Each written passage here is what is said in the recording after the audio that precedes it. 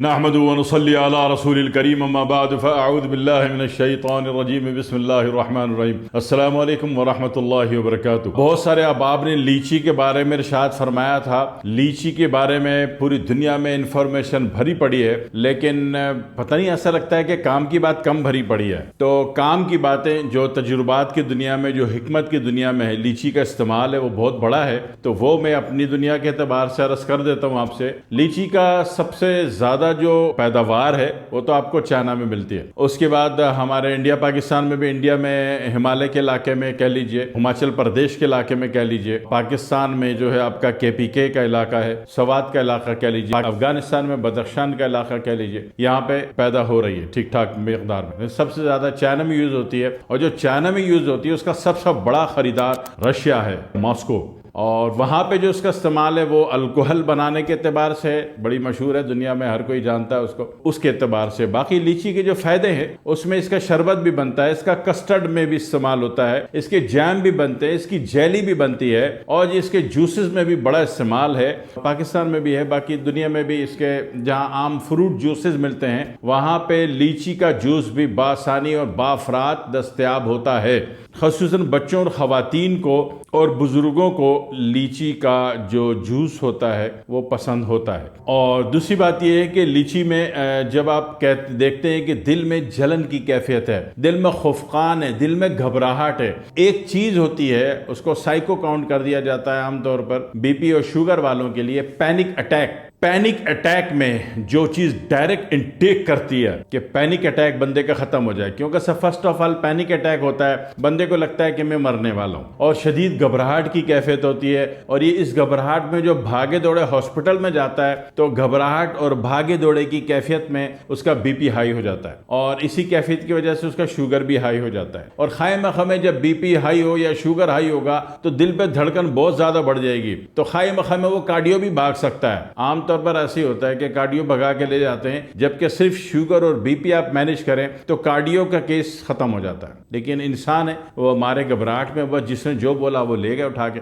ठीक है ना। वो मैनेज करने में हर बंदे ने तो टिप को नहीं अपनाना पसंद किया, तो नतीजे में फिर ये होता है कि घबराहट में इधर भी भागो उधर भी भागो, लेकिन चीज पता होती है तो फिर बंदा घबराता नहीं है। तो उस पैनिक अटैक में जिसकी वजह से बंदा हालत घबराहट में उसको मौत का खौफ का यकीन हुआ, उसने कहा यार खुदा के वास्ते मुझे हॉस्पिटल ले जाओ, तो उस पैनिक अटैक को जो डायरेक्ट हिट करके किल कर देती है वो लीची होती है। दूसरी बात यह कि अगर पेशेंट को हालत घबराहट में उसको लीची देनी तो बेहतर है कि छील के गूदा निकाल के बीज अलग करके उसको दे दें। कम से कम 11 दाने खिला दें। कितने? 11 दाने। ये 9 दाने पे एवरेज मांगता है, लेकिन अभी हालात दुनिया में केमिकलाइजेशन इन ह्यूमन बॉडी इतनी एक्सेस हो गई है कि बेहतर है कि उसको 11 दाने कम से कम खिला दें। उसके दिल की घबराहट खत्म हो जाएगी, उसका पैनिक अटैक खत्म हो जाएगा। और आप इसका अगर शरबत बना के घर में रख लेते हैं, माशूर मुरवजा तरीके से नेट पे सर्च कर लीजिए शरबत कैसे बनता है, उस तरीके से शरबत बना के रखा हुआ है तो आपने वो भी उसको फायदा देता है। और बाकी शुगर का आपने ख्याल रखना है, BP को तो इससे कोई नुकसान नहीं, फायदा ही होता है। दूसरी बात यह है कि दिल में जलन, हलक में जलन,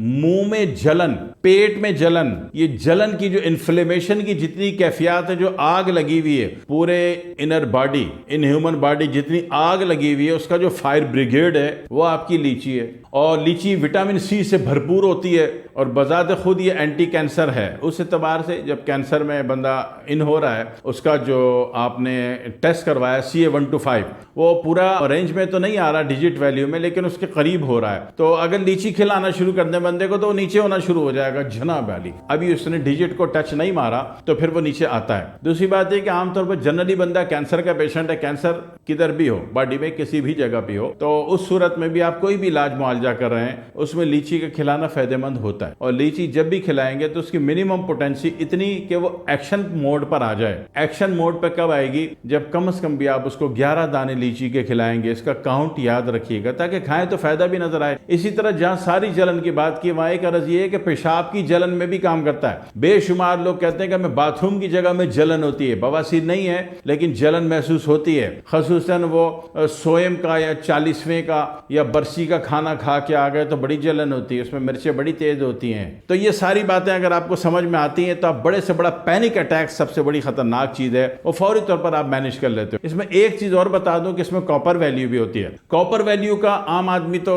फायदा उठाना पता नहीं पसंद करे नहीं करे, लेकिन हुक्मा हजरात की दुनिया में तांबे का कुश्ता बनता है, तो हर्बल तांबे का कुश्ता, क्योंकि मेटेलिक तांबे का कुश्ता मैं इसका हामी नहीं हूं, हर्बल का आप बेशक बना ले।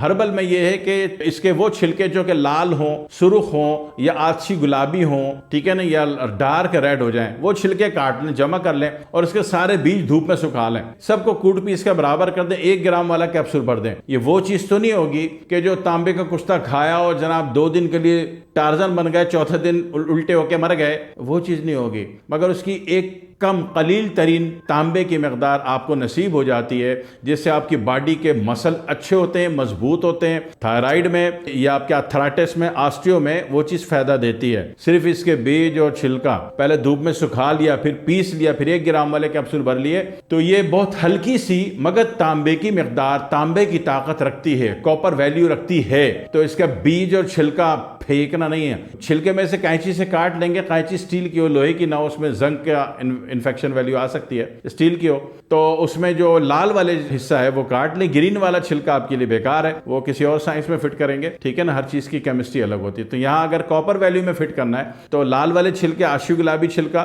छिलके का वो हिस्सा और उसके बीज, ये आप धूप में सुखा लें, सुखा के कूट पीस का पाउडर बना लें, ये कॉपर वैल्यू देता है। कॉपर वैल्यू से बॉडी की मस्कुलर स्ट्रेंथ बढ़ती है, मजबूत होती है, अच्छी होती है। पूरे सीजन में खाई जाए, वो जमा करी जाए, ठीक है ना, बाद के सीजन में वो काम आएगा। दुआ में याद रखिएगा। अस्सलामु अलैकुम वरहमतुल्लाहि वबरकातुहू।